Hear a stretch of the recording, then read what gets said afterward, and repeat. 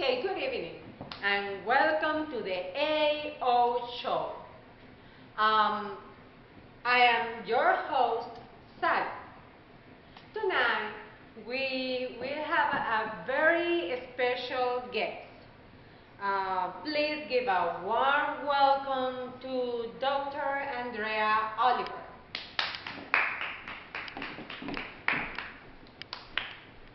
Hi, hello. Thank you. Have a seat, please. Okay, thank you. Okay, today we'll be discussing a very touchy topic with Dr. Andrea. Hi, thank you for having me. She will be telling us a little bit more about teen suicide. So, um, Dr. Andrea is the head of the Teen Suicide Prevention Program, and she is also a children's psychiatrist.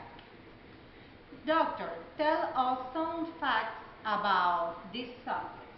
Well, everyone as adults tend to ignore the somewhat hardships that our children might be having. Adults tend to think that childhood is a relatively carefree time in life, when actually children are often exposed to material or decisions that are beyond their developmental capacity to manage. So, what you are saying, doctor, is that we disregard our children's problems as only little kids' game when they might be actually going through something that are very hard for them to handle by themselves. Yes, to them, ending their life might be like the easiest way out.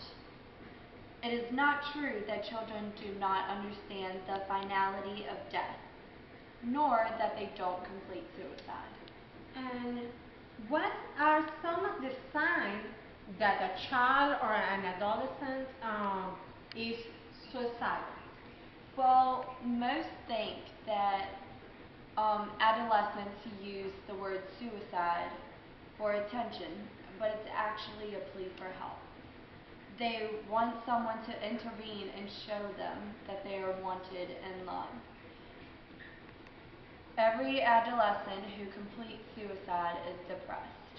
They start by threatening to hurt or kill themselves, talking or writing about death, withdraw from friends and family, personality changes, they have difficulty concentrating, they get in trouble at school, and they refuse help.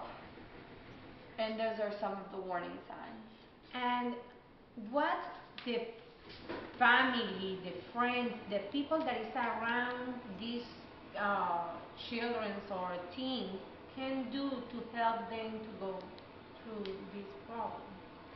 Well, first, they need to be alert of all of the warning signs made by the child or adolescent. Talk to them and listen, because sometimes it is hard for people to admit that they have a problem. So by just listening, you can help them greatly. Also, you might want to talk to a professional and see what they might have to say about this whole situation. And you're also a psychiatrist. So, how would you usually diagnose a child or an adult?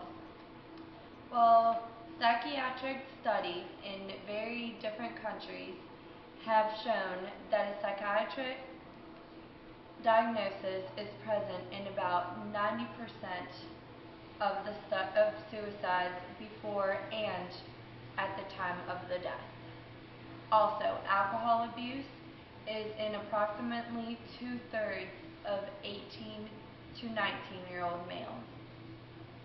Suicide often occurs shortly after a stress event, most commonly a disciplinary crisis or an interpersonal loss.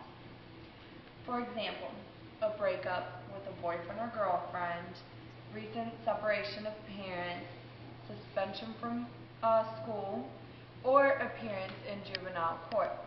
A history of depression alone or in combination with aggressive behavior and or substance abuse or anxiety is found in over half of all suicides. Fewer than 10% of teenage suicides have schizophrenia or manic depression. Although these conditions have a high suicide rate, they are relatively infrequent in the general population. And does this happen to all the teens? Well, no, mainly to those whom are depressed or suffering from a mental health issue. And who is in a high risk of suicide? Well, both male and female, people with a persistent wish to die, anyone who is depressed, people with previous suicide attempts, anyone between the ages of 16 or over, also people associated with a mood disorder such as being bipolar. It's also anyone associated with substance abuse, such as alcohol abuse or drug abuse. Okay, well, the time is over. We have to thank you so much for being here tonight with us and answering all our questions. This definitely is a touchy topic, and these are things that all of us should keep in mind. Oh no, thank you for having me. It's been a pleasure.